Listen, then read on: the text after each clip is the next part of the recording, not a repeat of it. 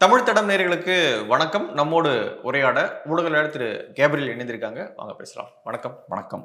விஜய் அவர்களுடைய வீடியோ 3 நாள் கழிச்சு ரிலீஸ் ஆயிருக்கு. நேற்று மாலை ரிலீஸ் பண்ணியிருக்காரு. வருத்தப்படுறேன் இந்த விஷயத்துக்கு அப்படின்னு சொல்லியிருக்காரு. எதிர்பாராம விதமாக நடந்துருச்சு அப்படின்னு சொல்றாரு. குறிப்பாக நம்ம நோட் பண்ண வேண்டியது என்ன அப்படின்னு பார்த்தீங்கன்னா, சதி நடந்திருக்கு அப்படின்றாரு. மற்ற இடங்கள்ல கூட்டம் நடத்தணும், அங்கெல்லாம் நடக்காத இப்படியான அசம்பாவித சம்பவம் எப்படி கரூர்ல மட்டும் நடக்கும் அப்படின்ற கேள்வியை டவுட்டோடு எழுப்புறாரு. அதுக்கப்புறம் ஸ்டாலின் அவர்களுக்கும் சேலஞ்ச் பண்றாரு. எதுவாக இருந்தாலும் என்ன பண்ணிக்கோங்க, எங்க தோழர்களை வந்து கைது பண்றது, வழக்கு பதிகிறது இதெல்லாம் வந்து தேவையில்லை. நான் வீட்டில் ஆஃபீஸில் தான் இருப்பேன், என்ன எது வேணா பண்ணிக்கோங்க அப்படின்னு ஸ்டாலினுக்கு ஓப்பன் சேலஞ்ச் கொடுக்குறாரு. சதி ஸ்டாலினுக்கு சேலஞ்ச் எப்படி பார்க்குறீங்க? ஒன்று என்னன்னா, விஜய் அவர்கள் 3 நாள் வெயிட் பண்ணியிருக்க கூடாது. சம்பவம் நடந்த அன்னைக்கே அவர் பேசியிருக்கணும். அஃப்கோர்ஸ் சம்பவம் நடந்த அன்னைக்கு என்ன நடந்ததுன்னு நமக்கு தெரியாது, நிறைய டவுட்ஸ்லாம் இருக்கும். பட் இருந்தாலும் அவர் சைட்ல இருந்து இப்படி ஒரு விஷயம் நடந்துருச்சு, ஸோ அதுக்கு நான் பொறுப்பேற்கிறேன், ஒரு மாரல் ரெஸ்பான்சிபிலிட்டி நான் எடுத்துக்கிறேன் அப்படின்ற விஷயத்த பேசணும். ஏன்னா டெஃபினட்டாக இது உங்கள் ஈவெண்ட், இது ப்ரைவேட் ஈவெண்ட். நீங்கள் நிறைய தவறுகள் பண்ணியிருக்கீங்க. நீங்கள் என்னமோ எல்லாம் கரெக்டாக செய்ததுக்கு அப்புறம் இது நடக்கலை. நீங்கள் நிறைய தவறுகள்லாம் பண்ணியிருக்கீங்க. ஸோ உங்களுக்கும் பொறுப்பு இருக்குது. நீங்கள் நிறைய மிஸ்டேக் பண்ணியிருக்கீங்க. அதுக்கு முதல் நீங்கள் மன்னிப்பு கேட்கணும். ரெண்டாவது, ஓவராலாக உங்கள் ஈவெண்ட்டுக்கு உங்களோட இன்விடேஷனை ஏற்று வந்திருக்காங்க, அங்கே உங்களுக்காக வந்திருக்காங்க. அப்போ நீங்கள் ஒரு மாரல் ரெஸ்பான்சிபிலிட்டியும் நீங்கள் எடுத்திருக்கணும். அந்த விஷயங்கள்லாம் எதுவும் இல்லை. அவர் மன்னிப்பும் கேட்கல, ஒரு மாரல் ரெஸ்பான்சிபிலிட்டியும் எடுக்கல. ரெண்டாவது, இது பார்த்தோன்னா டைரக்டா அவர் திமுகவை அட்டாக் பண்ணல. ஸோ அவர் மறைமுகமாக தான் அட்டாக் பண்றாரு. டைரக்டா அவர் செந்தில் பாலாஜி மேல எந்த குற்றச்சாட்டும் வைக்கல, கரூர் அப்படின்ற விஷயத்த மென்ஷன் பண்றாரு. அது போக நாங்க எங்க சைட்ல எல்லாம் சேஃபா நடக்கணும் அப்படின்றதுல ரொம்ப கவனமா இருந்தோம் அப்படின்ற விஷயத்த சொல்றாரு. அங்கேயும் அவர் கவர்மெண்ட்டை டைரக்டா அவர் அட்டாக் பண்ணல. ஸோ கொஞ்சம் சேஃபா தான் பிளே பண்றாரு. இப்ப நான் எப்படி பாக்குறேன்னா, அந்த வீடியோ ரிலீஸ் பண்ணியிருக்காருல, இந்த வீடியோ மக்களுக்கான வீடியோ இல்லை. இந்த வீடியோ அதிகார மையத்தில் இருக்கவங்களுக்கு ஒரு மெசேஜ், ஒரு சின்ன ஒரு அழுத்தத்தை போடுறாரு. இந்த வீடியோ அவர் போடுறதுக்கு முன்னாடி ஆதவ அர்ஜுனா ட்வீட் ஒன்று போடுறாரு. அதுவும் பார்த்தோம்னா லைட்டா அதிகாரத்தை மிரட்டி பார்க்குறாரு. அவர், எங்ககிட்ட பெரிய ஸ்ட்ராங்கான ஒரு ஜென்சி கூட்டம் இருக்கு, யங்ஸ்டர்ஸ் இருக்காங்க, நாங்கள் நினைச்சோம்னா நேபாள் மாதிரி ஸ்ரீலங்கா மாதிரி பிரச்சனைகளை எங்களால் கிரியேட் பண்ண முடியும்னு ஒரு சின்ன ஒரு அழுத்தத்தை போட்டு பார்க்குறாரு. அது பேக் ஃபயர் ஆகுது, உடனே டெலீட் பண்றாரு. அது அஃப்கோர்ஸ் ரொம்ப சிறுபுலத்தனமான ஒரு ட்வீட். ஸோ இப்போ தாவேக்கா எங்கே வந்திருக்காங்கன்னா, அதிகார மையம் திமுகவுக்கு ஒரு அழுத்தம் போடணும் அப்படின்ற ஒரு இடத்துக்கு வந்திருக்காங்க. ஸோ இப்போ ஒரு வீடியோவை ரிலீஸ் பண்ணுறாங்க. இப்போ இந்த வீடியோ ரிலீஸ் பண்ணுறதால யாருக்கு டேமேஜ்? திமுகவை மறைமுகமாக அவர் விமர்சிக்கிறார். அவரோட ஃபாலோவர்ஸை பொறுத்தளவில் மெசேஜ் கிளியராக கன்வே ஆகுது, பிரச்சனை வந்து திமுக தான் அப்படின்றது கன்வே ஆகுது. இந்த விஷயத்தை ஒரு 2 days முன்னாடியே பண்ணியிருக்கலாம். ஏன்னா இந்த வீடியோவில் அவர் பேசுகிற விஷயங்கள்லாம் என்னமோ அதில் பெரிய இன்வெஸ்டிகேட்டிவ் கண்டென்ட்லாம் எதுவுமே இல்லை. சும்மா பேசிக்காக நாசூக்காக ரொம்ப கவனமாக அவர் திமுக மேலே பிளேமை வந்து திருப்புறார். இதை 2 days முன்னாடியே அவர் பண்ணியிருக்கலாம். 2 days முன்னாடி அவர் பண்ணல. இதே டேமேஜை 2 days முன்னாடியே அவர் திமுக மேலே ஏற்படுத்தியிருக்கலாம். ஸ்பெசிஃபிக்காக ஏன் இப்போ அவர் இதை செய்கிறார் அப்படின்ற கேள்வி இருக்கு. இதுக்கான காரணம் என்னன்னா, இப்போ திமுகவுக்கும் ஒரு பெரிய அழுத்தம் இருக்கு. நான் சொன்னது போல ஸ்டார்டிங்ல திமுக அவரை ப்ரொடெக்ட் பண்றாங்க, இப்பவும் அவரை ப்ரொடெக்ட் தான் பண்ணிட்டு இருக்காங்க. இவ்வளோ பெரிய சம்பவம் நடந்ததுக்கு அப்புறமும் விஜய் மேல வழக்கு பதிவு பண்ணல, அதே மாதிரி என்கொயரி எதுவும் நடத்தல, அவர் விசாரிச்சிருக்கலாமே, எதுவுமே பண்ணல. ஸோ அந்த வகையில திமுக விஜயை ப்ரொடெக்ட் பண்ணிட்டு இருக்காங்க. பட் திமுக மேலேயும் பெரிய ஒரு ப்ரெஷர் இருக்கு. 41 பேர் இறந்திருக்காங்க, நீங்க எந்த ஆக்ஷனும் எடுக்கல, உங்க சைட்ல எந்த பிரச்சனையும் இல்லைன்றீங்க. அப்ப அந்த சைட்ல பிரச்சனை இருக்குல்ல, அப்ப அங்க ஆக்ஷன் எடுக்கணும்ல. ஒரு ஆக்ஷனும் கிடையாது. புசி ஆனந்த் மேல, சில நிர்வாகிகள் மேல நீங்க வழக்கு போட்டிருக்கீங்க, பெரிய ஆக்ஷன், பெரிய அக்கௌண்டபிலிட்டி எதுவும் இல்லை. ஸோ இவங்க மேல ஆக்ஷன் எடுக்கணும் அப்படின்ற அந்த ப்ரெஷர் திமுக மேல இருக்கு. ரெண்டாவது, விஜயோட ரசிகர்கள் பார்த்தோம்னா ரொம்ப அக்ரெசிவா அவங்க கான்ஸ்பிரசி தியரி எல்லாம் வந்து ஸ்ப்ரெட் பண்ணிட்டு இருக்காங்க. இது திமுகவுக்கு டேமேஜ். செந்தில் பாலாஜி அதை பண்ணிட்டாரு, திமுக அதுக்கு பின்னாடி இருக்காங்க அப்படின்ற மாதிரி ஸ்ப்ரெட் பண்ணிக்கிட்டே இருக்காங்க. ஸோ அதையும் கண்ட்ரோல் பண்ண வேண்டிய தேவை இருக்கு. ஸோ அதனால தான் ஃபிலிக்ஸ் எல்லாம் பார்த்தோம்னா அரெஸ்ட் பண்ணப்படுறாரு. அது ஒரு சிக்னல் தான். இந்த மாதிரி நிறைய நியூஸ்லாம் வந்துட்டு இருந்ததுன்னா நாங்கள் கடுமையான ஆக்ஷன் எடுப்போம் அப்படின்ற ஒரு சிக்னல். ஸோ இப்போ ஒரு சைடில் திமுகவுக்கு டிவிகே மேலே அழுத்தம் போட வேண்டிய தேவை இருக்கு. கிளியரா பார்த்தோம்னா டிவிகேயோட செகண்ட் லெவல் லீடர்ஷிப்பையும் டார்கெட் பண்றாங்க, டிவிகே ஆதரவாளர்களையும் இப்ப திமுக டார்கெட் பண்றாங்க. ஸோ இப்போ என்ன ஆகுதுன்னா, ஒரு ஹீட் வந்து கிரியேட் ஆகுது. டிவிகேவை சுத்தி ஒரு ஹீட் கிரியேட் ஆகுது. விஜய் அங்க டாப்ல இருக்காரு, அவர் எதுவும் பேசாம அமைதியா இருக்காரு. கீழே இருக்கவங்களுக்குலாம் நிறைய ப்ரெஷர் வந்து மவுண்ட் ஆகிட்டே இருக்கு, அவங்க மேல நிறைய அழுத்தங்கள் போடுறாங்க. போடும்போது என்ன ஆகுது, ஆட்டோமேட்டிக்கா அது கடைசியில விஜய்க்கு தான் போய் சேரும். விஜய்க்கு போய் சேரும்போது ஒண்ணு அது விஜயோட இமேஜையும் அது உடைக்குது. ஏன்னா இப்ப இவ்வளவு பெரிய சம்பவம் நடந்திருக்கு, யாருமே பேசாம இருக்காங்க, தொண்டர்களும் இப்ப நெருக்கப்படுறாங்க. அப்ப இப்படிப்பட்ட ஒரு சூழல்ல விஜய் வந்து இந்த மாதிரியான ஒரு மெசேஜை போடுறாரு. நான் என் தொண்டர்கள் கூட தான் நிக்கிறேன், நீங்க என்ன ரொம்ப அழுத்தம் என் மேல போட்டீங்கன்னா நான் உங்களுக்கு எதிராக ஓப்பனா திரும்புறதுக்கும் தயங்க மாட்டேன் அப்படின்ற மாதிரி லைட்டா ஒரு ஸ்டெப், ஒரு சின்ன ஒரு மிரட்டலை அவரு விடுக்கிறார். ஸோ இப்போ அடுத்த கேள்வி என்னன்னா, இப்போ ஏன் ஸ்பெசிஃபிக்கா இந்த இஷ்யூவை விஜய் கையில் எடுக்கிறாரு, ஏன் ஓப்பனா பேசுறாரு அப்படின்ற கேள்வி வரும்போது இன்னொரு முக்கியமான டெவலப்மெண்ட் நடந்திருக்கு. பாஜக இப்போ இந்த விஷயத்துல என்டர் ஆகுறாங்க. அனுராக் தாக்கூரா இருக்கலாம், ஹேமா மாலினியா இருக்கலாம், அவங்க எல்லாம் இப்ப 8 பேர் கொண்ட கமிட்டியை வந்து ஒரு கமிட்டி அமைச்சிருக்காங்க. அவங்களும் திமுக மேல கடுமையான அழுத்தம் போடுறாங்க. இப்ப பாஜகவை பொறுத்தளவுல 2 தரப்பு மேலேயும் அவங்க அழுத்தம் போட முடியும். திமுக மேலேயும் அழுத்தம் போட முடியும், விஜய் மேலேயும் அழுத்தம் போட முடியும். ஏன்னா விஜயுமே நிறைய தவறுகள் பண்ணியிருக்காரு. கண்டிப்பா. ஆனா இப்ப ஓப்பனா யார் மேல அழுத்தம் போடுறாங்கன்னா திமுக மேல போடுறாங்க. விஜய் மேல ஏன் ஓப்பனா அழுத்தம் போடலாம்? ஒண்ணு, திமுக எதிர்ப்பு வாக்குகள் விஜய் கிட்ட இருக்கு, அது நீங்க குறிவைக்கக்கூடிய வாக்குகள். ரெண்டாவது, நீங்க விஜய் அட்டாக் பண்ணீங்கன்னா விஜய் வர்சஸ் பிஜேபின்ற மாதிரி நரேட்டிவ் மாறும், விஜய் வர்சஸ் ஏடிஎம்கேன்ற மாதிரி நரேட்டிவ் மாறும். அது உங்களுக்கு நல்லது இல்லை. ஸோ அதனால உங்களுக்கு டைரக்டா விஜய் மேல அழுத்தம் போட முடியாது. பட் டெஃபினட்டா நீங்க மத்தியில பவர்ஃபுல்லா இருக்கக்கூடிய ஒரு கட்சின்ற போது உங்களால விஜய் மேலையும் அழுத்தம் போட முடியும். ஸோ இப்போ இது விஜய்க்கு ஒரு புது டோரை வந்து ஓப்பன் பண்ணி கொடுத்துருக்கு. திமுக நம்ம மேல அழுத்தம் போடும்போது நம்ம லைட்டா பாஜகவை ஒரு லெவரேஜா யூஸ் பண்ணலாம் அப்படின்ற ஒரு டோரை வந்து ஓப்பன் பண்ணி கொடுத்துருக்கு. ஸோ அதை மேபி யூஸ் பண்ணுறாரோ அப்படின்ற மாதிரி பார்க்குறேன். ஸோ நேற்று மணி சார் ரொம்ப அழகாக அதை பாயிண்ட் பண்ணார். கரெக்டாக பிஜேபி இதில் என்ட்ரு ஆகுறாங்க.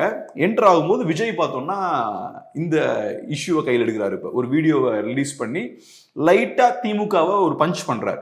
ஸ்டார்டிங்லேருந்து இப்போ வரைக்கும் அமைதியாக இருந்தார், பேசவே இல்லை. ஆனால் இப்போ திமுகவுக்கு எதிராக செயல்பட ஆரம்பிக்கிறார். இந்த விஷயத்தை ஒரு ஸ்டார்டிங்லேயே பண்ணியிருக்கலாம், இன்ஃபேக்ட் பண்ணியிருக்கணும். ஏன்னா டிவிகேவை பொறுத்தளவில் யாரும் பேசிடக்கூடாது திமுகவுக்கு எதிராக அப்படின்றதுல ரொம்ப கவனமாக இருந்தாங்க. அதனாலதான் பார்த்தோம்னா எந்த நிர்வாகியுமே பேசல, எந்த பேச்சாளரும் வாய் திறக்கல, எல்லாருமே போனை ஸ்விட்ச் ஆஃப் பண்ணிட்டு ஒளிஞ்சிருந்தாங்க. அது இப்ப நார்மலா விட்டா அவங்க எல்லாம் பேசுவாங்க. நார்மலா நீங்க விட்டீங்கன்னா 10 பேர்ல ஒருத்தன் ஒரு ட்வீட் போடுவான், ஏதாவது டிவியில போய் பேசுவான், ஏதாவது ஒன்று நடந்திருக்கும். ஆனா இவங்க ரொம்ப ஸ்பெசிபிக்கா டிஎம்கேவுக்கு பெரிய ப்ரெஷர் கொடுக்க கூடாதுன்றதுல ரொம்ப கவனமா இந்த 3 நாளும் இருந்திருக்காங்க. ஆக்சுவலா அதை பண்ணிருக்கணும்ல. உங்க எதிரி திமுக தானே, அப்ப திமுக மேல நீங்க அழுத்தம் போட்டிருக்கணும். ஏன்னா உங்க ஸ்டாண்ட் என்ன, நாங்க சுத்தமா இருக்கோம், எங்க கிட்ட தப்பே இல்லை. அப்ப தப்பு யார் மேல? திமுக மேல. அப்ப இந்த 3 நாளும் நீங்க ஓப்பனா பேசியிருந்துருக்கணும்ல. அதை எதுவும் பேசாம அமைதியா திமுகவுக்கு எந்த ப்ரெஷரும் போடாம இருந்திருக்காங்க. அதை டிவிகேவோட லீடர்ஷிப் என்ஷூர் பண்ணிருக்கு.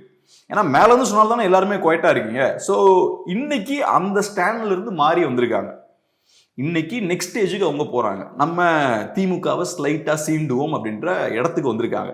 அதுக்கு ஒன்று பிஜேபி சைட்ல இருந்து சில சப்போர்ட் வந்திருக்கலாம். ரெண்டாவது அவங்களுக்கு கிரவுண்ட்ல தேவையும் இருக்கு. ஏன்னா திமுக இப்ப விஜயை சுத்தி இருக்கவங்க மேல நிறைய ப்ரெஷர் போடுறாங்க. ஸோ அப்படி இருக்கும்போது ஆட்டோமேட்டிக்கா விஜய்க்கும் ரியாக்ட் பண்ண வேண்டிய தேவைகள் வருது. இது தாண்டி நமக்கு ரொம்ப டீப்பா நம்மளால அதை பேச முடியாது. ஏன்னா இந்த டெவலப்மெண்ட்ஸ் எல்லாம் நடந்திருக்குன்றதை நம்ம பார்க்குறோம். யார் யார் கையில் என்னென்ன ஸ்ட்ரென்த் இருக்குன்றதை பார்க்குறோம். அதை வச்சு நம்ம சில கணக்குகள் போட முடியும். பட் ரொம்ப டீப்பாக நம்மளால பேச முடியாது. அதுக்கான ஃபேக்ட்ஸ் நம்மகிட்ட இல்லை. ஓகே, இந்த வீடியோ நம்ம பார்க்கும்பொழுது 3 கேள்வி, நான் பார்க்கும்போது 3 கேள்விக்கு விடை தெரியுது. ஒன்று என்ன அப்படின்னா, ஏன் அன்னைக்கு நைட்டே ஸ்பாட்டுக்கு நீங்கள் போகல, ஹாஸ்பிட்டலுக்கு நீங்கள் போகல அப்படின்ற ஒரு கேள்வி. அந்த கேள்விக்கு என்ன விடை சொல்கிறாருன்னா, நான் போயிருப்பேன், ஆனால் இன்னும் அதிகமான பிரச்சனைகள் ஏற்பட்டிருக்க வாய்ப்பு இருக்குது, அதனால தான் நான் போகல. நானும் நினச்சிருந்தாங்க, எனக்கு அந்த உணர்வுலாம் இருந்துச்சு, ஆனால் நான் போகல. ஏன் அப்படின்னா பிரச்சனைகள் அதிகமாகிடும் அப்படின்றதுனால நான் போகல அப்படின்ட்டு சொல்லியிருக்காரு. ஆனால் இன்னொரு கான்ஸ்பிரசி என்ன கிரியேட் ஆச்சு அப்படின்னு பார்த்தீங்கன்னா, அவர் போகிறேன்னு தான் சொன்னார், காவல்துறை தான் தடுத்துட்டாங்க அப்படின்னு சொல்லிட்டு இருந்தாங்க. ஆனால் அது இல்லை அப்படின்றத இவரே சொல்லியிருக்காரு. நானே தான் அங்கே போகல அப்படின்றத சொல்லியிருக்காரு. ஏன்னா பிரச்சனை ஏற்பட்டுரும். ரெண்டாவது என்ன அப்படின்னா, சதி அப்படின்ற மாதிரி டவுட் வைக்கிறார். கரூரில் மட்டும் ஏன் நடக்குது அப்படின்றத சொல்கிறார். மூணாவது என்ன அப்படின்னு பார்த்தீங்கன்னா, நான் இந்த பொலிட்டிக்ஸை கன்டினியூ பண்ணுவேன் அப்படின்றார். நான் இன்னும் அதிகமான நம்பிக்கையோடு வீரியத்தோடு இதை கன்டினியூ பண்ணுவேன் அப்படின்னு வந்து சொல்கிறாரு. ஸோ கன்டினியூ பண்ணுவார் அப்படின்னா கன்டினியூ பண்ணுறாருன்னு இங்கே சொல்கிறாரு. களத்தில் இன்னொரு டெவலப்மெண்ட் நடந்துக்கிட்டே இருக்குது. சதி அப்படின்ற ஒரு விஷயத்தை யார் முதல்ல கிளப்புறாருன்னா எடப்பாடி பழனிசாமி தான். முதல்ல ஒரு ஆதரவு கரம் நீட்டுறாரு அப்படின்னா எடப்பாடி பழனிசாமி தான் அதை பண்ணுறாரு. ரெண்டாவது பிஜேபி கமிட்டி அமைக்கிறாங்க. அண்ணாமலைலாம் ரொம்ப ஃபோர்ஸாகவே அதை கொண்டு போகிறாரு. இது பின்னாடி ஏதோ இருக்குது, தாவேக்காவுக்கு இதில் சம்மந்தமே இல்லை அப்படின்ற அளவுக்கு அதை கொண்டு போகிறாங்க. அவங்க திமுக தான் ஃபுல்லாக பண்ணியிருக்கு அப்படின்ற அளவுக்கு கொண்டு போகிறாங்க. விஜய் சொல்கிறாரு, நான் அரசியல் கன்டினியூ பண்ணுவேன் அப்படின்னு சொல்கிறாரு. இந்த கரங்கள்லாம், இந்த புள்ளியெல்லாம் நம்ம கனெக்ட் பண்ணணுமா எப்படி பாக்குறீங்க? சரி, என்ன சொல்ல வரீங்க? இப்ப விஜய் அந்த பக்கம் போறதுக்கான வாய்ப்பு இருக்கா இல்ல அப்படின்றதா அவங்க கேள்வி. இந்த பக்கம் வர்றதுக்கான வாய்ப்பு இருக்கா? சம்திங் இதுல எதனா டெவலப்மெண்ட்ஸ் நடக்குமான்னு கேக்குறேன் நான். அதான் இப்ப என்னன்னா, இப்ப நான் வந்து ரொம்ப கேர்ஃபுல்லா சொன்ன விஷயங்கள் என்னன்னா, நமக்கு தெரியாது, நம்ம ஜஸ்ட் பாக்குறோம். பிஜேபி கிட்ட சில பவர்ஸ் இருக்கு, அவங்க சென்ட்ரல்ல பவர்ஃபுல்லா இருக்காங்க. அதே மாதிரி திமுக கிட்ட சில பவர்ஸ் இருக்கு, ஸ்டேட்ல பவர்ஃபுல்லா இருக்காங்க. விஜய் நடுவுல மாட்டிட்டு இருக்காரு. விஜய் மேல ஆக்ஷன் எடுக்க வேண்டிய தேவையும் இப்ப திமுகவுக்கு இருக்கு. ஏதாவது பண்ணும்ல, ஒன்லோ எங்க மேல தப்புன்னு நீங்க ஒத்துக்கணும், இல்லைன்னா விஜய் தரப்புல தப்புன்னு சொல்லணும். அப்ப நீங்க விஜய் மேல ஆக்ஷன் எடுக்க வேண்டியிருக்கும். 41 பேர் இறந்திருக்காங்க, ஒண்ணுமே பண்ணாம நீங்க எவ்வளவு நாள் சும்மாவே இருப்பீங்க? சும்மாவே இருக்கும்போதும் வேற பிரச்சனைகள் கிரியேட் ஆகுது, கான்ஸ்பிரசி தியரிஸ் எல்லாம் சர்க்குலேட் பண்றாங்க, அது திமுகவுக்கு டேமேஜ் ஏற்படுத்துது. ஸோ அப்ப திமுகவுக்கு ஏதோ செய்ய வேண்டிய ஒரு கட்டாயம் நிபந்தனை ஏற்படுது. ஆக்சுவலா திமுக ஸ்டார்டிங்ல இருந்து விஜய் ப்ரொடெக்ட் தான் பண்ணிருக்காங்க. நீங்க சொன்னீங்க இல்லையா, கரூர்ல இருந்து குயிக்கா அவரு சென்னை கொண்டு வரப்படுறாரு, சென்னைக்கு வராரு. இந்த மாதிரி குயிக்கா நடக்குது இல்லையா, இதெல்லாம் பார்க்கும்போது ஏதோ சம் பிளான் பண்ணி தான் அவங்க அவர் அங்கிருந்து வெக்கேட் பண்ண மாதிரி தான் எனக்கு தோணுது. ஏன்னா அவர் நினைச்சிருந்தாருன்னா கரூர்ல இருந்திருக்கலாங்க, நீங்க ஸ்பாட்டுக்கெல்லாம் போக வேண்டாங்க, அந்த கரூர்ல அந்த மண்ணில் அந்த மக்களோட இருந்திருக்கணும்ல. அங்க இருந்தாலே ஒரு மாரல் சப்போர்ட் தானே. நானும் இதெல்லாம் பார்த்துட்டு தாங்க இருக்கேன், நம்ம தொண்டர்கள் உங்களுக்கு ஃபுல் சப்போர்ட்டா இருப்பாங்க, எங்களால என்ன பண்ண முடியுமோ அதை நாங்க பண்ணுவோம். சில சம்பவங்கள் நடந்துருச்சு, என்ன நடந்ததுன்னு தெரியல, அதை நாங்க விசாரிக்கிறோம், பட் இப்போதைக்கு நமக்கு என்ன முடியுமோ அதை பண்ணுவோம். நாங்க ஒரு மாரல் சப்போர்ட்டா இருந்திருக்கணும். எந்த பேச்சுவார்த்தையும் இல்லாம அங்கிருந்து அவர் எஸ்கேப் ஆகுறாரு. எஸ்கேப் ஆயிட்டு 3 நாள் குவைட்டா இருக்காரு. இன்னைக்கு அவர் வாய் திறக்கும் போது யாருக்கு டேமேஜ் ஏற்படுத்துது? திமுகவுக்கு டேமேஜ் ஏற்படுத்துது. அப்ப அன்னைக்கே வாய் திறந்துருக்கலாம்ல, ஃபர்ஸ்ட் டே நீங்க வாய் திறந்து பேசிருக்கலாம்ல. ஏன் அப்ப இவ்வளவு நாளா நீங்க திமுகவை ப்ரொடெக்ட் பண்ணீங்க? ஏன்னா திமுகவும் உங்களை ப்ரொடெக்ட் பண்ணிருக்கு, உங்க மேல வழக்கு பதிவு பண்ணல. அதே மாதிரி நீங்களும் திமுகவுக்கு டேமேஜ் ஏற்படுத்தல. ஆனா திமுக ஸ்லோவா உங்க மேல ப்ரெஷர் போடும்போது நீங்க ஸ்லோவா வெளில வரீங்க. வெளியே வந்து இந்த மாதிரி கான்ஸ்பிரசி இருக்கிறதுக்கான வாய்ப்பு இருக்கு, வேணா நீங்க என்ன அரெஸ்ட் பண்ணுங்க. அதெல்லாம் சும்மா அந்த ரசிகர்களுக்கு பேசுறது, ரசிகர்கள்கிட்ட நான் ஒரு ஹீரோ தான், உங்களுக்கு ஒன்னா நான் நிற்பேன் அப்படின்ற மாதிரி காட்டுறதுக்காக பேச, அது சும்மா அதுல ஒரு பெரிய வேல்யூலாம் இருக்கிற மாதிரி எனக்கு தெரியல. ஸோ இந்த இடத்துக்கு அவர் இப்ப நகர்ந்து வந்திருக்காரு, அதுக்கான தேவை இருக்கு. இது நெக்ஸ்ட் ஸ்டேஜ் எப்படி மெட்டீரியலைஸ் ஆகும் அப்படின்றது நமக்கு தெரியல. ஆனா நான் ஒண்ணு மட்டும் கிளியரா சொல்றேன், விஜயை பொறுத்தளவுல அவர் மறைமுகமா பாஜகவை சப்போர்ட் பண்றதால ஒரு பிரயோஜனம் கிடையாது, மறைமுகமா அதிமுகவை சப்போர்ட் பண்றதால ஒரு பிரயோஜனம் கிடையாது. ஒன்றும் அந்த அலைன்ஸ்ல போய் சேரணும், இல்லைன்னா பாஜகவுக்கும் அதிமுகவுக்கும் ஒரு பிரயோஜனம் இல்லை. விஜய் தனியா இருக்கிற வரைக்கும் அதிமுக ஓட்ட தான் அவர் உடைப்பார், அதிமுக பாஜக ஓட்ட தான் உடைப்பார். ஏன்னா ஒரு அரசியல் அலைன்ஸ்ல சேருவாரான்னு கேக்குறேன் ஒரு என்டிஏல. அது எக்ஸ்ட்ரீம் மூவ்ல. இப்ப நீங்க யோசிச்சு பாருங்க, இப்ப போய் அவரு இப்ப தமிழ்நாட்டுல 2 அரசியல் தான் இருக்கு, ஒன்னு திமுக எதிர்ப்பு, இன்னொன்னு பாஜக எதிர்ப்பு. திமுக எதிர்ப்பு அரசியலை நீங்க கையில் எடுக்கும் போது, இப்ப அதான் கையில் எடுத்திருக்கீங்க, கையில் எடுக்கும்போது நீங்க நேச்சுரலா அதிமுக வாக்குகளை நீங்க குறி வைக்கிறீங்க. பாஜக எதிர்ப்பை கையில் எடுத்துட்டீங்கன்னா அது உங்களுக்கு சிக்கல். அது இவ்வளவு நாளா நீங்க திமுக எதிர்ப்பு அரசியலை கையில் எடுத்து பண்ணிட்டீங்க, அடுத்தது நீங்க பாஜக எதிர்ப்பை கையில் எடுக்கிறீங்க. அப்ப யாரோட ஓட்டை நீங்க குறி வைக்கிறீங்க? திமுக ஓட்டை குறி வைக்கிறீங்க. அந்த ஓட்ஸை உடைக்கிறது கொஞ்சம் கஷ்டம். அதிமுக உடைக்கிற மாதிரி அதை ஈஸியா உடைக்க முடியாது. ஏன் நான் சொல்றேன்னா, அங்க காங்கிரஸ் அந்த அலைன்ஸ்ல இருக்காங்க. மக்களுக்கு பாஜக எதிர்ப்பு அப்படின்ற புள்ளி வரும்போது காங்கிரஸை தான் அவங்க சூஸ் பண்ணுவாங்க, டிஎம்கே தான் சூஸ் பண்ணுவாங்க. ஏன்னா டிஎம்கே இந்தியா அலைன்ஸ்ல இருக்கு. ஸோ அப்படி இருக்கும்போது அந்த ஓட்ஸை உடைக்க முடியாது. குறிப்பா மைனாரிட்டி ஓட்ஸா இருக்கலாம், முஸ்லீம் கிறிஸ்டின் ஓட்ஸ்லாம் நீங்க ஈஸியா உடைக்க முடியாது. மற்ற ஆன்டி பிஜேபி ஓட்ஸையும் உடைக்கிறது கஷ்டம். அதனால விஜய் ஸ்ட்ராட்டஜிக்கலா அந்த மாதிரியான, நீங்க சும்மா சாதாரணமா அலைன்ஸை மாத்துறதுன்றது சாதாரண விஷயம் இல்லை. என்டிஏல கூட சேர வேண்டாம். அவர் என்டிஏல சேராம திமுக கூட்டணியில் இருக்கக்கூடிய ஒரு கட்சியோட அலைன்ஸ் பண்றாரு. குறிப்பாக நம்ம சொல்லணும்னா தேசிய கட்சியோடு காங்கிரஸோடு ஒரு அலைன்ஸ் வைக்கிறாருன்னு வச்சுங்க, அதுவே போதுமானது தானே என்டிஏக்குன்ற. நான் அது அவருக்கு முடிஞ்ச அவர் பண்ணலாங்க, ஆனா அது முடியுமான்ற கேள்வி இருக்கு. திருமாவளவன் அவர்கள் ஒரு ட்வீட் போடுறாரு, எப்படி வந்து பிஜேபி ஒரு கமிட்டி அனுப்புனாங்களோ அது போல காங்கிரஸ் ஒரு கமிட்டி நமக்கு அனுப்புங்க இங்க அப்படின்னு திருமாவளவன் அவர்கள் ஒரு ட்வீட் போடுறாரு. ஏன் பர்டிகுலரா காங்கிரஸ்க்கு ஒரு ப்ரெஷர் போடுறாங்க இவங்க அப்படின்னு தெரியல. காங்கிரஸுமே எனக்கு தெரிஞ்சு பெரிய திருமா ரியாக்ட் பண்ண மாதிரி, கம்யூனிஸ்ட் ரியாக்ட் பண்ண மாதிரி, திமுக ரியாக்ட் பண்ண மாதிரி காங்கிரஸ் இதுல ரியாக்ட் பண்ணல. திருமாவளவன் அவர்களோட இந்த பேச்சு காங்கிரஸ் மேலேயோ திமுக மேலேயோ பிரஷர் போடுற பேச்சு கிடையாது. திருமாவளவன் ஜஸ்ட் என்ன பண்றாருன்னா, பாஜக ஒரு கமிட்டி இறக்குறாங்க, அது திமுகவுக்கு எதிரான ஒரு கமிட்டி, நமக்கு ஆதரவா ஒரு கமிட்டி இறக்குங்கன்றத மறைமுகமா சொல்றாரு, அவ்வளவுதான். பிரஷர் தானே போடுறாரு காங்கிரஸ் மேல. அது பிரஷர் இல்ல, அவரு சஜஷன் கொடுக்குறாரு. அப்படியே காங்கிரஸ்காரங்க ஒரு கமிட்டி இறக்குனாலும் என்ன பிரஷர் வந்துட போகுது திமுகவுக்கு? அவங்க 2 பேரும் க்ளோஸ் பார்ட்னர்ஸ்ங்க, 2 பேரும் அலைன்ஸ் எல்லாம் உடைச்சுக்க மாட்டாங்க. இப்ப விஜய் வந்து போடுங்கன்னு சொல்றாருல, அதே பிரஷர் தான். என்ன பிரஷர்? அமைதியா இருக்கீங்க, நீங்க பண்ணுங்க, ஏன் நீங்க பண்ண மாட்டீங்க? அது அவரோட சஜஷன்ங்க. காங்கிரஸ் பார்ட்டியை பொறுத்தளவுல பவரும் இல்ல. ஸோ அவங்க ஒரு கமிட்டி போட்டாலுமே அது சும்மா ஒரு ஃபேக்ட் ஃபைண்டிங் கமிட்டியா தான் இருக்கும். அதுக்கு ஒன்றும் பெரிய வேல்யூ அதுக்கு இருக்காது. ஆனா இப்ப திரும்ப என்ன பண்ண ட்ரை பண்றாருன்னா, அவர் சொல்ற விஷயம் என்னன்னா, நான் எப்படி புரிஞ்சுக்கிறேன்னா, பிஜேபி ஒரு கமிட்டி இறக்கிருக்காங்க, அது டேமேஜ் ஏற்படுத்துது திமுகவுக்கு, அதை கவுண்டர் பண்றதுக்கு காங்கிரஸும் ஒன்னு இறக்குங்க. அதுதான் நீங்க ஏன் இறக்க மாட்டீங்கன்றதான் அவருடைய கேள்வி. நீங்க ஏன் இறக்கல, நீங்க இறக்குங்கன்னு சொல்றாரு. அப்படி நம்ம சொல்ல முடியாது. அந்த அப்படின்னா நீங்க ஒரு கமிட்டி ஃபார்ம் பண்ணலாமே, ஏன் விசிக்கு ஒரு கமிட்டியை ஃபார்ம் பண்ணலாம், கம்யூனிஸ்டுக்கு ஒரு கமிட்டியை ஃபார்ம் பண்ணலாம், உங்களை மாதிரி அவங்களும் ஒரு கட்சி தானே, அது நீங்க அப்படிலாம் சொல்ல முடியாது. ஸோ அது நான் எங்க வரேன் அப்படின்னா, இவங்க பர்டிகுலர் காங்கிரஸ் மேல வந்து ஒரு ப்ரெஷர் போடுறாங்க. ஏன் அப்படின்னா டிவிகேவுக்கும் காங்கிரஸுக்கும் ஒரு அலைன்ஸ் ஏற்படுற மாதிரி இவங்க நினைக்கிறாங்களா, அல்லது அப்படியான ஒரு சூழல் ஏற்பட வாய்ப்பு இருக்கு? அப்படியான ஒரு சூழல் ஏற்பட வாய்ப்பு இருந்தா திருமாவளவன் காங்கிரஸ் மேல பிரஷர் போட மாட்டார். காங்கிரஸ் வந்து டிவிகே கிட்ட நெருங்கி போற மாதிரியான ஒரு சூழல் இருக்கு அப்படின்னு அவங்களுக்கு ஒரு ஹிண்ட் கிடைச்சா காங்கிரஸை கோவப்படுத்துற வேலைகள் எதுவும் இவங்க பண்ண மாட்டாங்க. ஆனா அதுக்கான சூழலும் இல்லைன்னு பாக்குறேன். எனக்கு லாஜிக்ல அது எனக்கு புரியல. காங்கிரஸ் பார்ட்டி எதுக்கு டிவிகே கூட போகணும்? டிவிகே கூட போறனால காங்கிரஸ் பார்ட்டிக்கு என்ன லாபம்? இப்ப காங்கிரஸ் பார்ட்டி வந்து ஏதோ ஒரு சின்ன நேத்து ஆரம்பிச்ச ஒரு கட்சி கிடையாது. அவங்க நேஷனல் பார்ட்டி, அவங்களுக்கு நேஷனல் லெவல்ல ஸ்டேக்ஸ் இருக்கு. அவங்க நேஷனல் லெவல்ல விட்டு அதிகாரத்தை கைப்பற்றணும் அப்படின்றது அவங்களோட நோக்கமா இருக்கு. இங்க தமிழ்நாட்டுல இருந்து அவங்களுக்கு சாலிடா 40 சீட் கிடைக்குதுங்க.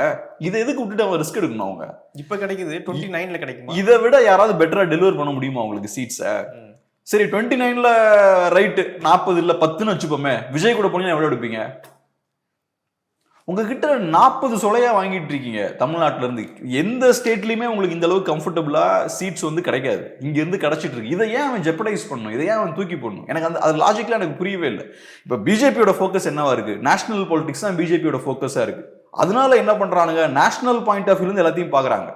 அண்ணாமலையை மாத்துறாங்க, நயனார் நாகேந்திரனை உள்ள கொண்டு வராங்க, அப்புறம் டிடிவியை வெளில அனுப்புறாங்க, ஓபிஎஸ் வெளில அனுப்புறாங்கன்னா அவங்கள அந்த சூழலை ஏற்படுத்துறாங்க. ஓபிஎஸ் அவர்கள் டிடிவிலாம் வெளியே போறதுக்கான சூழலை ஏற்படுத்துறாங்க. அதிமுகவோட அலைன்ஸ் ஃபார்ம் பண்றாங்க. அவங்களோட ஸ்டாண்ட் அப்படியே உள்டாவா மாத்துறாங்க. இதுக்கெல்லாம் காரணம் என்ன? தமிழ்நாட்டை ஒரு பொருட்டாவே அவங்க பார்க்கல. நேஷனல் லெவலில் எனக்கு இங்க சீட்ஸ் வேணும், அவ்வளவுதான். அந்த ஆங்கிள் இருந்து பாக்குறாங்க. அப்படித்தானே காங்கிரஸும் பார்ப்பாங்க. பாஜகவை விட இன்னும் ஸ்ட்ராங்கா காங்கிரஸ் அதை பார்ப்பாங்க. ஏன்னா காங்கிரஸ் 2014ல இருந்து பவர்ல இல்ல, 3 தடவை தொடர்ந்து தோத்துருக்காங்க.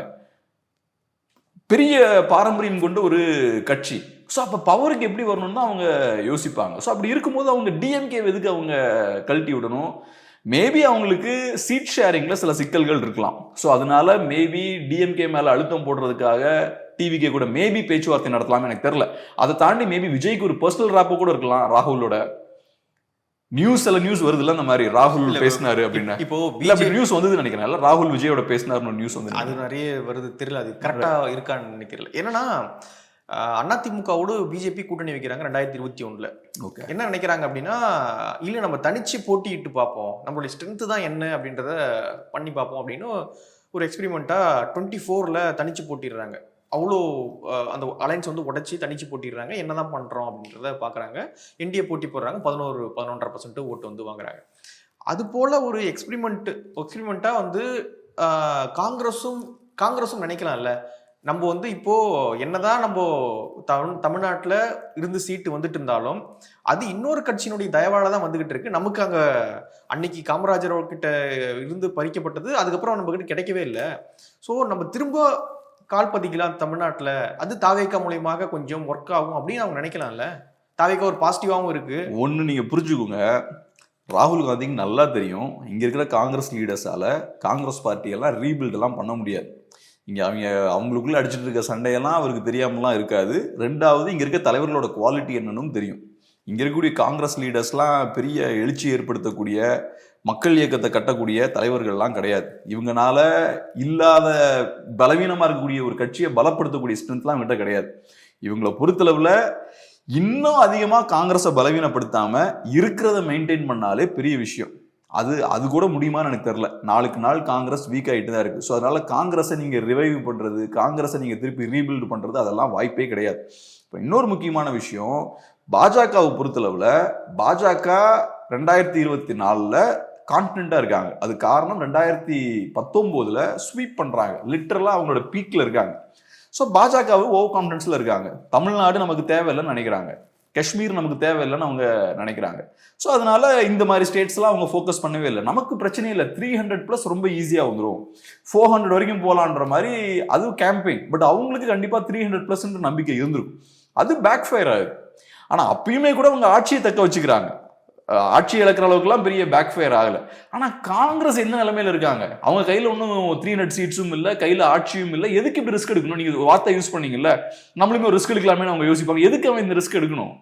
காங்கிரஸுக்கு இதுக்கு அவங்க இருக்கக்கூடிய கண்டிஷன்ல கிடைக்கக்கூடிய ஒவ்வொரு வாய்ப்பையும் அவங்க சரியா பயன்படுத்தணும். தமிழ்நாடு உங்களுக்கு சொலையா 40 சீட்ஸ் கொடுக்குதுங்க உங்க அலைன்ஸுக்கு.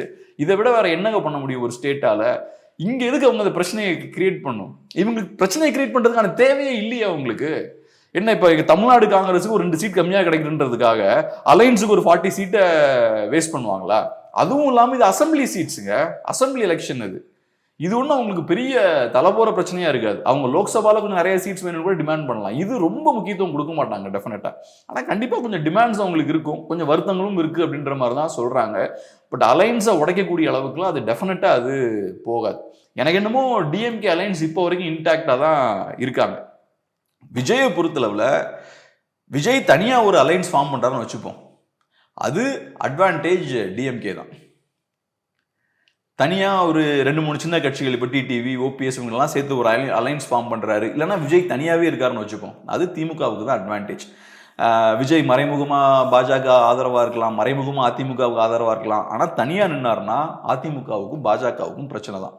ஸோ அதிமுகவுக்கும் பாஜகவுக்கும் விஜய் எப்போ ஒரு அசர்ட் ஆவார்னா அந்த அலைன்ஸ்ல போய் சேர்ந்தாருன்னா ஒரு அசர்ட் ஆவார். ஏன்னா விஜயோட அரசியலும் ஆன்டி டிஎம்கே தான், அதே மாதிரி பாஜகவோட அரசியலும் ஆன்டி டிஎம்கே தான். ஸோ இவங்கெல்லாம் சேரும்போது ஆன்டி டிஎம்கே ஓட்ஸ் எல்லாம் கன்சாலிடேட் ஆகும்.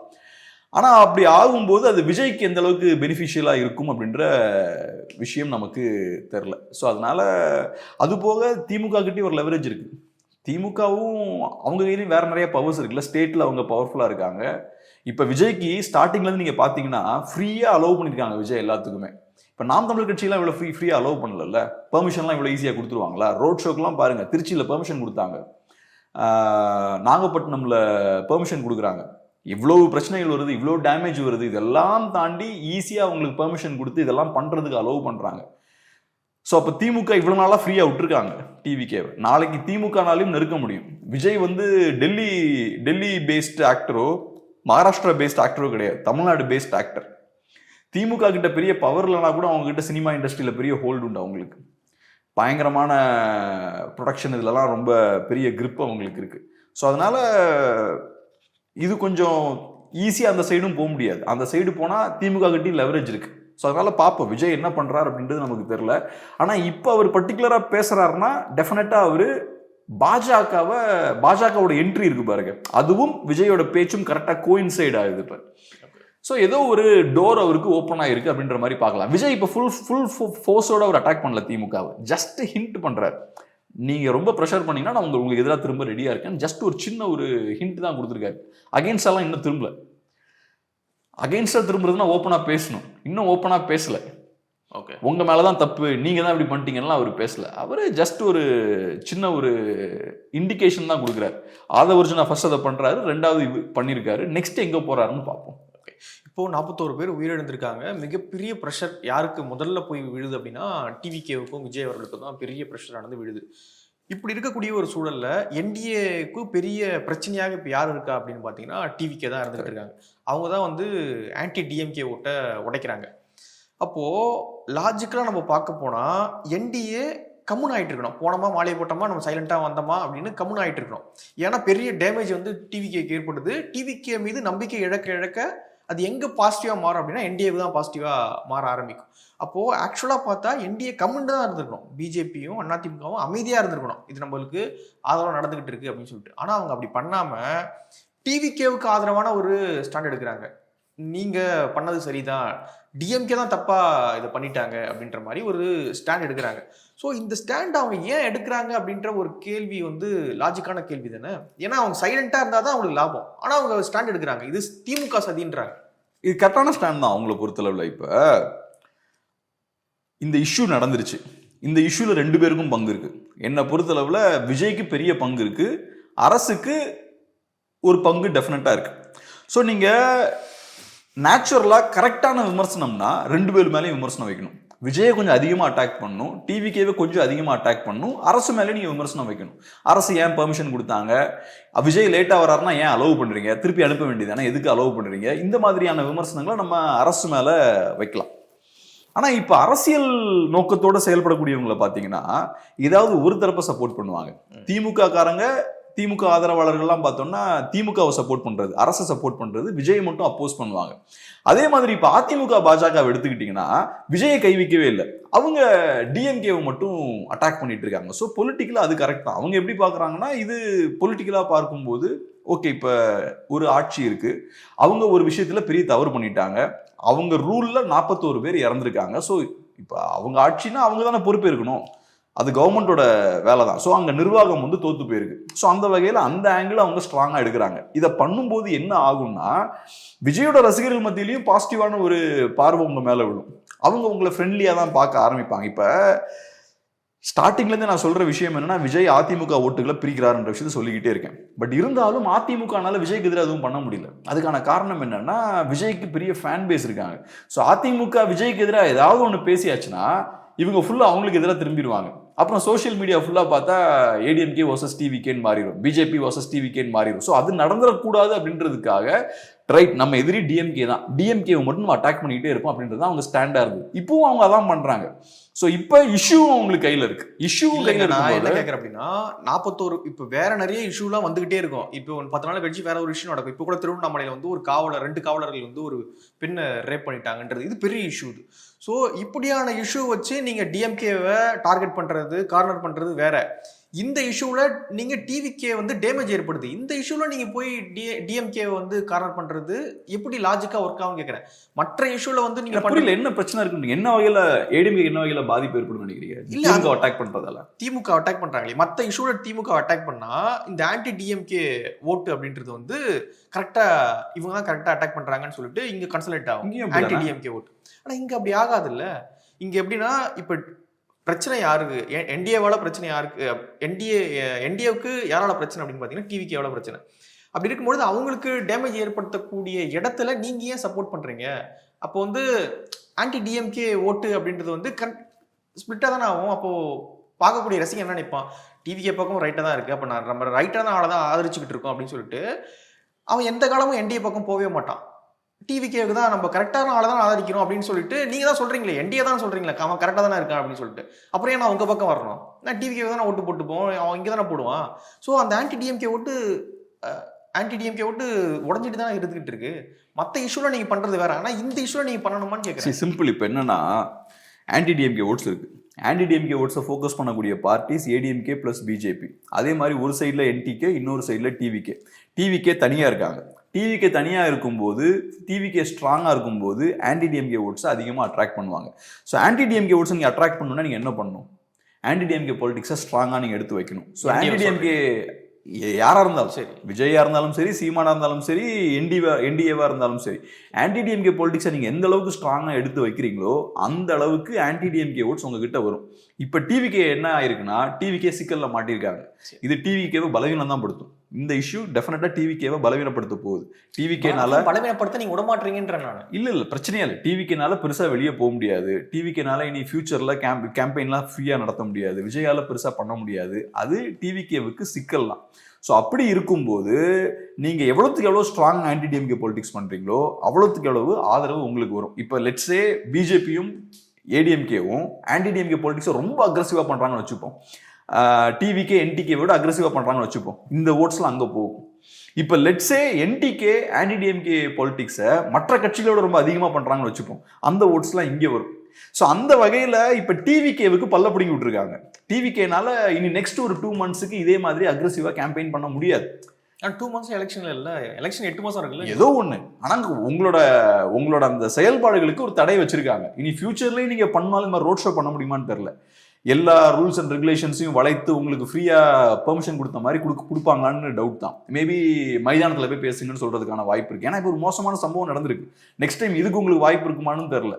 அது எல்லாம் ஓகே. ஆனா இன்னும் 2 மாசமே விட்டுருங்க, வெளியே வரல விஜய் 2 மாசம். ஆனா எலெக்ஷனுக்கு 8 மாசம் 7 மாசம். என்னோட லாஜிக் சிம்பிள்ங்க. இன்னைக்கு தமிழ்நாட்டை உழுக்குன ஒரு இஷ்யூங்க இது ஆன்டி டிஎம்கே பாலிடிக்ஸ் பண்ணக்கூடிய ஒரு கட்சி இதை கையில் எடுத்துதான் ஆகணும். இல்ல இப்போ நீங்க கையில எடுக்கலன்னா மற்ற கட்சிகள் அதை எடுப்பாங்க. இல்ல நீங்க என்ன பண்றீங்க அப்படின்னா, விஜய் தான் பாதிக்கப்பட்டாருன்னு நீங்க பாக்குறீங்க, கிரியேட் பண்றீங்க. என்டிஏ என்ன கிரியேட் பண்ணுதுன்னா, விஜய் தான் விக்டிம்னு, விஜய் தான் பாதிக்கப்பட்டாருன்றது. அப்போ சிம்பத்தி இவர் மேதாங்க கிரியேட் ஆகும். அப்போ ஆன்டி டிஎம்கே ஓட்டு திரும்ப உடஞ்சுன்னு தானே போயிட்டு இருக்கோம். அது எப்படி லாஜிக்கலா வேற ஏதாவது கணக்கு இவங்களுக்குள்ள இருக்குன்னு நான் நினைக்கிறேன். நான் அதான் சொல்றேன் நான். வேணா ஒண்ணு யோசிக்கலாம். நீங்க மேபி இப்பவும் பாஜக என்ன யோசிக்கலாம்னா விஜய் இங்க உள்ள கொண்டு வரலாம். அதான் நான் ஸ்டார்டிங்ல லைட்டா ஹிண்ட் பண்ணேன். அதுக்குள்ள நம்ம ரொம்ப போக முடியாது. அந்த ஒரு யோசனைக்கு போகலாம். பட் அப்படியே இருந்தா கூட விஜயை ஒரு எதிரி மாதிரி அவங்களால அட்டாக் பண்ண முடியாது. ஏன்னா அது காரணம் என்னன்னா, நீங்க விஜய் அட்டாக் பண்ணீங்கன்னா உங்களுக்கு நெகட்டிவான பெரிய இம்பாக்ட் ஏற்படும். ஸோ விஜய் எங்களுக்கு ஒரு ஃப்ரெண்ட்லி ஃபோர்ஸ் மாதிரி தான் நீங்க எப்படியுமே மெயின்டைன் பண்ணி ஆகணும். விஜய்க்கு எதிராக நீங்க டைரக்டா போக முடியாது. பிளஸ் நீங்க என்ன பண்ண முடியும்னா திமுகவை அட்டாக் பண்ணி தான் ஆகணும். ரெண்டாவது இந்த இஷ்யூல நீங்க திமுகவை அட்டாக் பண்ணாலே விஜயை சப்போர்ட் பண்ணி தாங்க ஆகணும். திமுக மேலதான் எல்லா தப்புன்னா அப்புறம் ஆட்டோமேட்டிக்கா அது சொல்லக்கூடிய இன்னொரு விஷயம் என்ன, விஜய் மேல தப்பு இல்லைன்னா பொருள் இல்லையா? இங்க இருக்கக்கூடிய சிக்கலே இதுதான். இப்ப கவர்மெண்ட்டை பொறுத்தவரை எங்க மேல எது தப்பும் இல்லை அப்படின்னா விஜய் மேலதான் தப்பு இருக்கு. அப்போ அதே மாதிரி கவர்மெண்ட் மேலதான் ஃபுல் தப்புன்னா அப்ப விஜய் மேல எந்த தப்பும் இல்லை. ஸோ இது ஒரு மாதிரி ஒரு எக்ஸ்ட்ரீமா தான் இந்த இஷ்யூ போகும். ஸோ நீங்க டிபேட் பண்ணும்போது நான் திமுகவை சப்போர்ட் பண்ணுவேன், சாரி நான் திமுகவை எதிர்ப்பேன், ஆனா டிவிகேவையும் சப்போர்ட் பண்ண மாட்டேன்னா அப்படி ஒரு ஸ்டாண்டர்டுக்கு ரொம்ப கஷ்டம். இப்ப நம்ம உட்கார்ந்து பேசுறதுனால ரெண்டு பேரையும் அப்போஸ் பண்ணிட்டு போயிடுறோம், ரெண்டு பேர் பக்கமும் தப்பு இருக்குன்னு சொல்லிட்டு போயிடுறோம். ஆனா அந்த வேலையை அவங்க பண்ண முடியாது. அப்படி சொன்னாங்கன்னா டிவிகே சைட்ல இருந்து கடுமையான எதிர்ப்பு வரும். ஸோ அப்போ நீங்கள் டிவிகேவை டஃபாக டீல் பண்ண முடியாது, கவர்மெண்ட்டை தான் நீங்கள் ஸ்ட்ராங்காக அட்டாக் பண்ண முடியும். ஸோ அவங்க ப்ராக்டிக்கலாக என்ன பண்ணுமோ அதான் பண்ணுறாங்க. ஸோ அவங்கள பொறுத்தளவு சிம்பிளுங்க, ஆன்டி டிஎம்கே அப்படின்ற அந்த பாலிடிக்ஸ் தான் அவங்களோட கோர். ஸோ அதை மட்டும் அவங்க ப்ளே பண்ணுறாங்க. எனக்கு தெரிஞ்சு பிஜேபியும் ஏடிஎம்கேயும் இதில் கரெக்டாக தான் பண்ணுறாங்க. அந்த பாலிடிக்ஸை அக்ரெசிவாக எடுக்க திமுகவுக்கு அது வீக்னஸ். அதே மாதிரி ஆன்டி டிஎம்கே ஓட்ஸ் இந்த பக்கம் ஏடிஎம்கேவும் பிஜேபியும் கொண்டு வருவாங்க. ஸோ அதுக்கான வேலைகள் தான் பார்க்குறாங்க. ஓகே, வெயிட் பண்ணி பார்க்கலாம் அடுத்தடுத்து என்ன அப்டேட்ஸ் வருது, அலைன்ஸ் எதனா மாறுதா, வேற என்ன நடக்குது அப்படின்றத பார்ப்போம். நன்றி.